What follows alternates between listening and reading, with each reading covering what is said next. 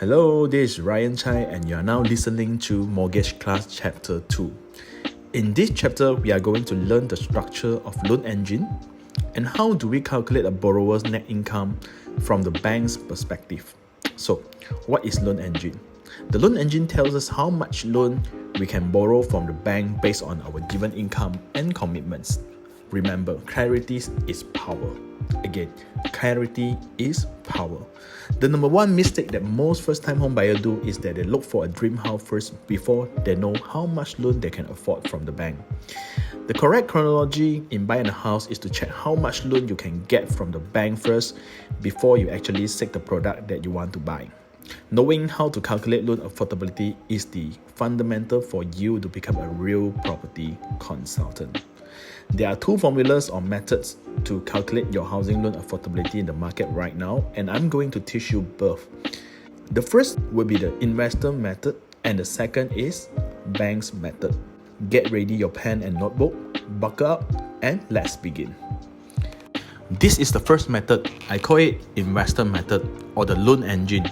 As per its names, the shape does look like an engine, isn't it?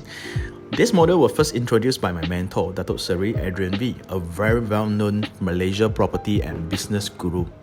I did a little bit of modification on this model to suit our practice today in inwards. The shape tells us the amount figure will get lesser and lesser when it moves from the top to the bottom. The green color represents the borrower's income, the red color represents the borrower's current commitment, while the black represents the formula constant that we use in the calculation. Lastly is the orange color, which is the most important one. It tells us how much new loan that we can actually afford from the bank. Let's dive into the detail right now. In this video, we will learn how to capture the figure of net income, which is the green column. There are total 5 categories that we will be discussing today, namely the salary income, business income, commission income, followed by foreign income and additional income. In calculating someone's affordability, the first step to do is identify the borrower falls under which income category. Then we calculate based on the formula and get the figure for the borrower total net income. Let's talk about salary income earner first. Monthly net income is total gross income minus the total deduction. In any payslip, we will refer to these 5 income elements and these 5 deduction elements. For income elements, we have basic salary, allowance, OT, commission, and bonuses. Before I proceed further, I want to clarify that every bank in Malaysia having different practices in calculating net income. The one I'm going to share with you is based on the common practices by most of the bank and it might not represent the actual calculation. For a detailed calculation, it is always better to direct refer to the banker. The main objectives of our training today is to equip you with the basic knowledge and understanding as well as the logic behind all the formulas so that you will find it much easier when coming into real practice later. Let's get to the salary element now. Bear in mind that banks borrow us the money for up to 35 years. They need to make sure we can make at least the same amount of income in the near future or in the future. The nature of each income element is different. For example, you might not generate the same amount of OT or commission every month. To reduce the bank risk, this is how the bank calculates. Bank will consider 100% for any income that you get constantly every month. But for income that are fluctuating, the bank takes only 50% from its latest 6-month average and 0% for the income that you receive occasionally. Bank doesn't care whether it is an allowance, OT or commission. Bank calculate based on its nature.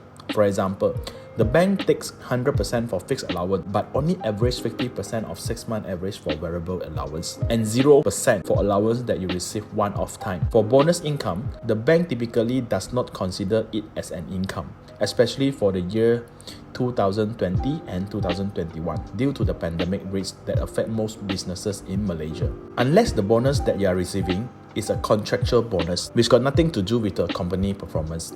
A contractual bonus is an agreed amount of payment that you will receive at a certain point in time without considering the company's performance. Well, we are now done with the income element and next is deduction. Deduction is very simple, easy and straightforward. We will straight away take a full 100% from the total 6-month average. It's okay if you feel a little bit confused right now. You know what? Practice makes perfect, and we will do some math exercise after this session. We can only succeed faster than the others when we accumulate enough amount of hard work. We can either learn from the ground or do a crazy amount of practices first before we go into the real field. Which one would you choose? Will you choose to succeed as fast as possible? Good. Let's do more exercise after the lesson. Next, we talk about business income earners. Whether you register your business under sole proprietorship or partnership, as long as your income source is business, you must make sure your business SSM had incorporated for at least 2 years or a full 24 months. Also, you must declare income tax with Lembaga Hasil Dalam Negeri, LHDN we call it, for at least 2 financial years with positive net profit. Next question, how's the bank calculate our monthly net income? There are 2 methods to calculate it. The first method is we derive the monthly net income by taking 24 months average from the latest 2 years declared income. Assume we declare 120,000 income in the first year, followed by 150,000 for the second year. We will take the total of 2 years, which is 120k plus 150k, divided by 24 months, and we will get the answer 11,250 ringgit. That's our derived monthly net income. The second method is we derive the borrower's monthly net income by taking 20% from the 6-month average from its current account balance. Assume for the past 6 months, your balance money in your current account is 50k, 60k, 30k, 50k, 30k, and 40k respectively. We will sum up everything, take the average and time it with 20%. In this case, the total sum is 260k.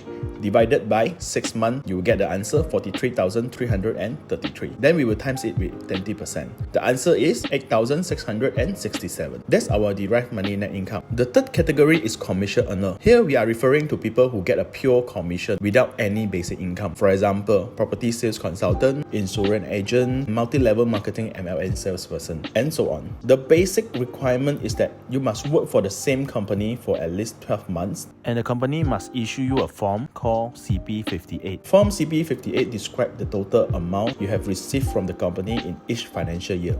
Again, the important question. How bank calculate your monthly net income as a commission earner? The calculation formula is very simple.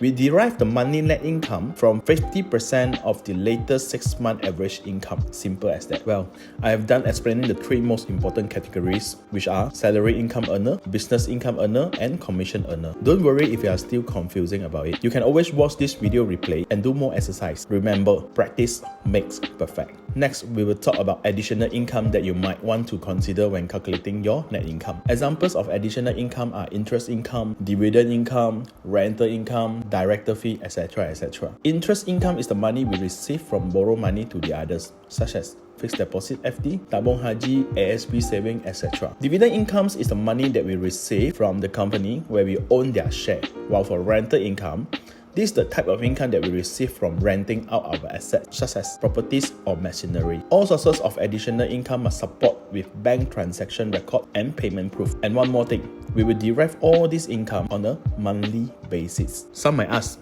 what if the loan applicant receives income that is not in Malaysian ringgit domination? Maybe USD, maybe Singapore dollar, etc. All the formulas above still applicable, except we need to convert their income into MYR. Besides the consideration of the exchange rate, we also need to collect important documents such as employment confirmation letter, their permanent residence PR pass, or working permit WP. Please be informed that not all countries will be considered by the bank. In general, only countries that Malaysians often working in, such as Singapore, Saudi, Australia, etc. will be considered. Anyhow, the proper way is to get a consultation from the bank first before confirming their loan submission or unit reservation. That's all for this chapter. Next chapter, we are going to discuss the concept of DSR and NDI and how they can affect the amount of loan that we can get approved from the bank. Stay tuned and thanks for watching.